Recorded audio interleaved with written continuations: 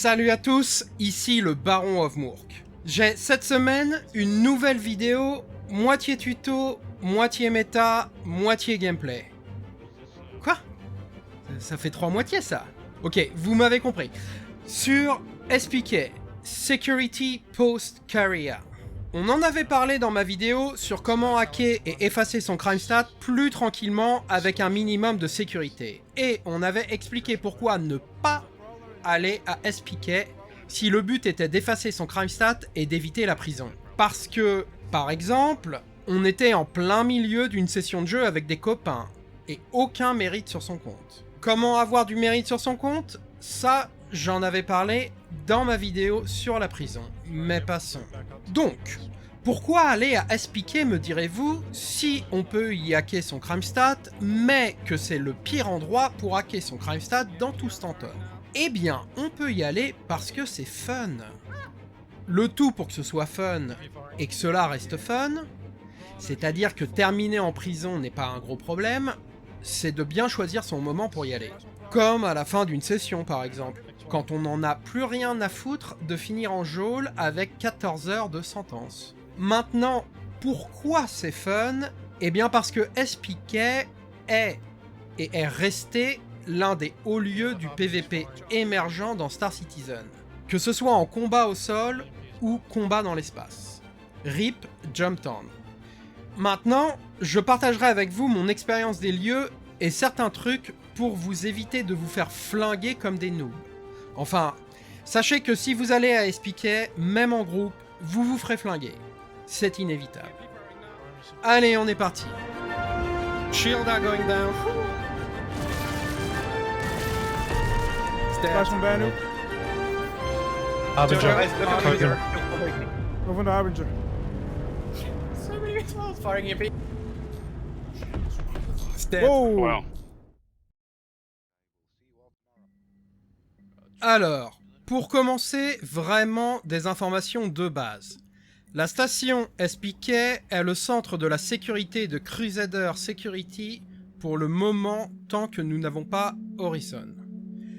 C'est une station spatiale en orbite autour de Céline, la deuxième lune de Crusader, et le seul endroit où vous pourrez hacker votre crime stat dans le système planétaire de Crusader.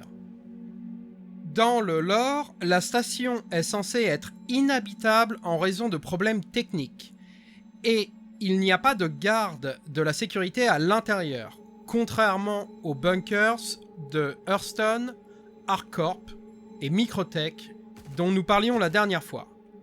Elle est déserte, normalement. Évidemment, il n'y a pas non plus d'armistice zone autour, que ce soit pour les armes de vaisseau ou les armes FPS. Si vous avez déjà un crime stat. Je répète à nouveau dans cette vidéo qu'un niveau 3 placera une prime sur votre tête, que d'autres joueurs pourront venir chercher. Soyez sûr que si vous allez à SPK, Crusader étant une zone de jeu avec un trafic de joueurs plutôt important, vous avez toutes les chances de voir quelqu'un arriver là-bas pour venir vous déloger. Surtout si hacker votre crime stat prend du temps parce que vous avez une liste de crimes longue comme les 2 bras. Je répète également qu'un joueur qui accepte la mission pour venir prendre votre prime bénéficiera d'un marqueur que l'on appelle en anglais God Eye, juste au-dessus de votre personnage, ce qui lui permettra de savoir exactement où vous vous trouvez à n'importe quel moment. Oubliez tout de suite vos tactiques d'embuscade préférées parce que ça ne marchera pas cette fois. C'est lui qui va vous embusquer, pas l'inverse. Un petit conseil, allez à SPK en groupe, et spécialement si vous avez du crime stat. Maintenant, le plan des lieux. La station est construite autour d'un immense tronc central et vertical. Vous trouverez 8 pads en grappe autour du milieu du tronc et juste en dessous des 2 anneaux principaux pour vous poser. Sur ces pads sont disposées des tourelles de défense qui regardent dans toutes les directions sans aucun angle mort. Elles sont équipées de repeaters laser attrition taille 5. Ou 4, ils n'arrêtent pas de les changer. Mais bref, L'important est de se rappeler que ces armes et cette tourelle vous toucheront peu et vous feront peu de dégâts de loin.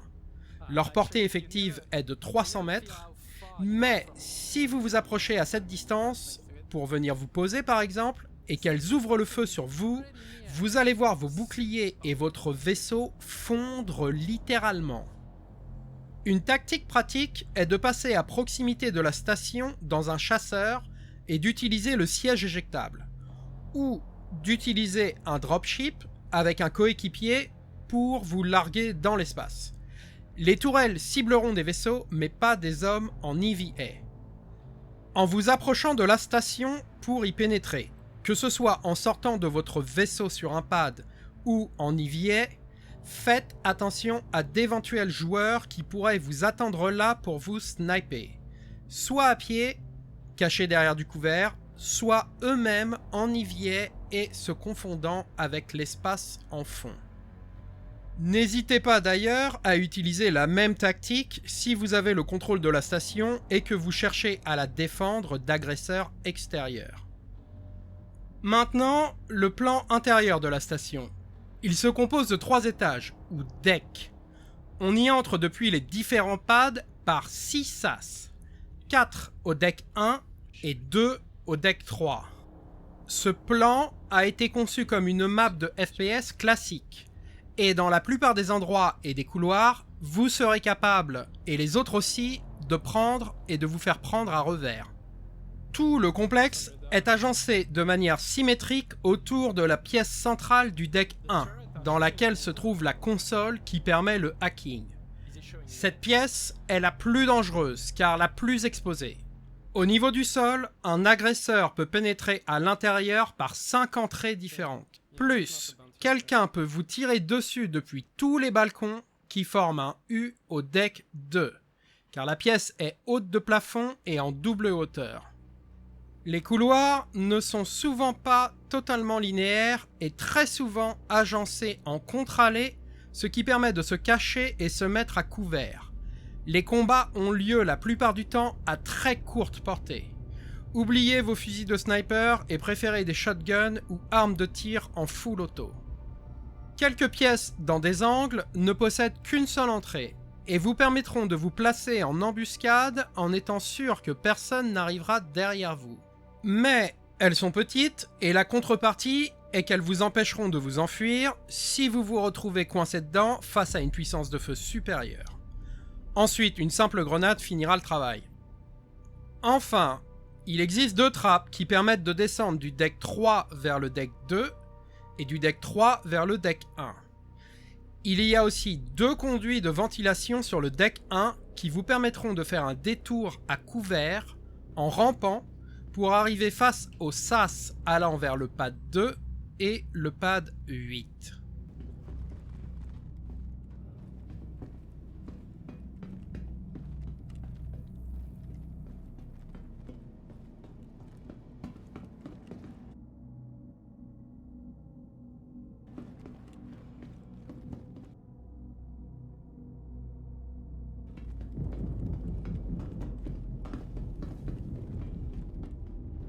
En définitive, il ne s'agit pas d'un plan très compliqué à retenir.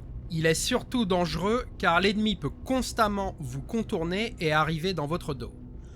En résumé, comme je le disais, une map de FPS classique. Maintenant, on va parler des différentes missions qui gravitent autour de SPK. Tout d'abord, si vous tentez de hacker votre CrimeStat à SPK, les autres joueurs recevront une alerte et une mission nommée ECN Alert, pour tenter de vous en empêcher. Si elle est disponible, certains joueurs pourraient accepter une deuxième mission intitulée Trespassers Detected at SPK, Security Post Breach, Security Post Carrier Infiltrated, ou encore Break-in at SPK. Des noms différents pour désigner une même mission. En gros, le Security Post Carrier est attaqué par des PNJ hors la loi et le joueur qui a accepté la mission est demandé de venir les abattre. Bien que certains joueurs jouent cette mission comme elle est prévue, de nombreux chasseurs de primes qui viennent pour vous avoir seront tentés de l'accepter également pour faire spawner les PNJ dans la station alors que vous vous y trouvez déjà.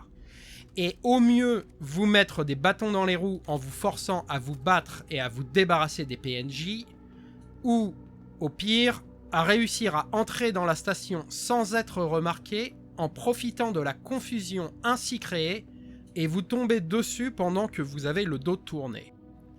Sachez que bien que vous-même un hors-la-loi, ces PNJ vous attaqueront quoi qu'il en soit. Ils réagissent au bruit et se mettront en alerte dès que vous aurez tiré sur le premier. De même que les gardes des bunkers, ils sont peu réactifs, mais comme expliqué avant, SPK est un endroit bien plus ouvert et bien plus dangereux que les bunkers. Une seconde d'inattention peut suffire à vous faire abattre étant donné les dégâts élevés des armes FPS dans Star Citizen. Et les PNJ ne visent pas trop mal, une fois que finalement le serveur leur donne l'ordre d'agir. The hacking is down. Just got shot.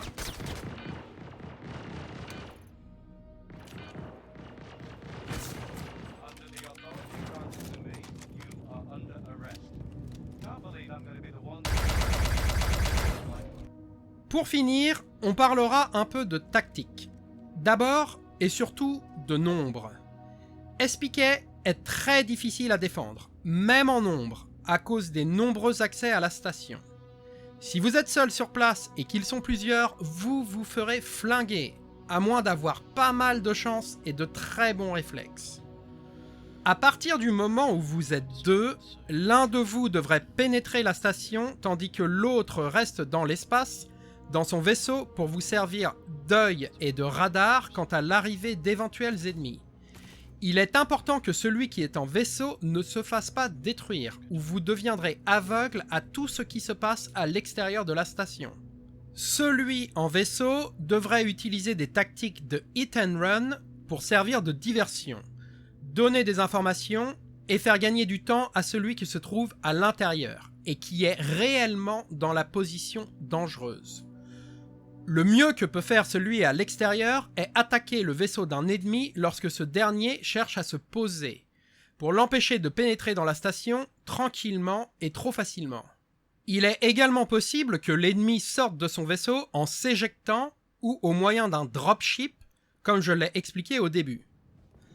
Vous placerez la troisième personne en éclaireur et en EVA, pour repérer les pads sur lesquels l'ennemi se pose ou sur lesquels il arrive lui-même en EVA. Et également prévenir vos hommes à l'intérieur les sas par lesquels pénètre l'ennemi. Cette troisième personne devrait s'équiper d'un fusil de sniper pour pouvoir tirer sur un ennemi et empêcher ce dernier de déterminer trop facilement d'où proviennent les tirs. C'est la raison pour laquelle le pare-feu est mon upgrade de canon préféré sur les fusils de sniper et non pas le silencieux. De nouveau, ce troisième joueur doit servir d'éclaireur et sa mission principale est de procurer du renseignement, pas d'éliminer l'ennemi. Si l'ennemi vous offre un tir assuré du style « il s'arrête sur un pad et sort son mobiglace pour changer son équipement », alors dans ce cas, allez-y. Mais si votre tir est hasardeux, alors ne tirez pas. Vous allez révéler votre présence, et si votre ennemi joue en groupe et qu'ils savent ce qu'ils font, ils viendront vous éliminer avant de pénétrer dans la station. Une fois de plus, vous deviendrez aveugle à ce qui se passe à l'extérieur et sur les pads. Si vous êtes plus que 3, alors à vous de choisir quelle position occuperont les bras supplémentaires. Plus de pilotes de combat à l'extérieur pourra permettre de mieux repérer, voire d'engager le combat dans l'espace si vos ennemis sont peu nombreux. Un second éclaireur en EVA vous permettra de couvrir les 8 pads à l'extérieur. De même, en cas de combat, ils pourront s'épauler l'un l'autre, ce qui est toujours important. N'oubliez pas que vous faites plus que doubler votre potentiel dans tous les domaines quand vous êtes 2 plutôt que 1. Enfin, si vous êtes dans la station, le meilleur endroit pour défendre est le sas. Mais même si vous êtes nombreux dans la station, vous ne pourrez sûrement pas couvrir absolument tous les sas. D'où l'intérêt de vos éclaireurs à l'extérieur. Dans tous les cas, être plus nombreux à l'intérieur permettra de mieux défendre, évidemment. et il sera aussi plus simple de se battre contre les PNJ si ils ont été spawnés. Sachez que une fois l'ennemi ayant pénétré dans la station, étant donné la configuration des lieux, ce sont surtout vos réflexes et votre ping qui détermineront l'issue des combats.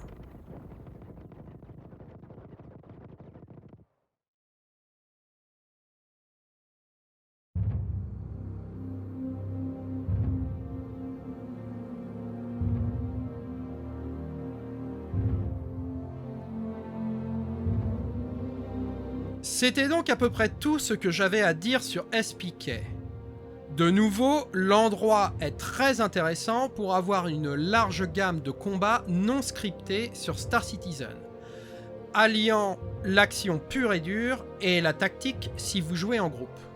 Et gagné ou perdu, les affrontements que vous vivrez là-bas seront toujours très intéressants. Allez y faire un tour de temps en temps, c'est mon conseil. Enfin, comme d'habitude, je répète que je ne suis pas contre connaître quelques-uns de vos trucs et tactiques maison, donc n'hésitez pas à laisser un commentaire si vous pensez que je n'ai pas suffisamment approfondi un aspect du lieu ou que j'ai carrément fait l'impasse sur quelque chose. J'espère que cette vidéo vous aidera ou vous aura appris quelque chose sur Star Citizen. Moi, je vous dis à bientôt et bonne chasse. Ciao!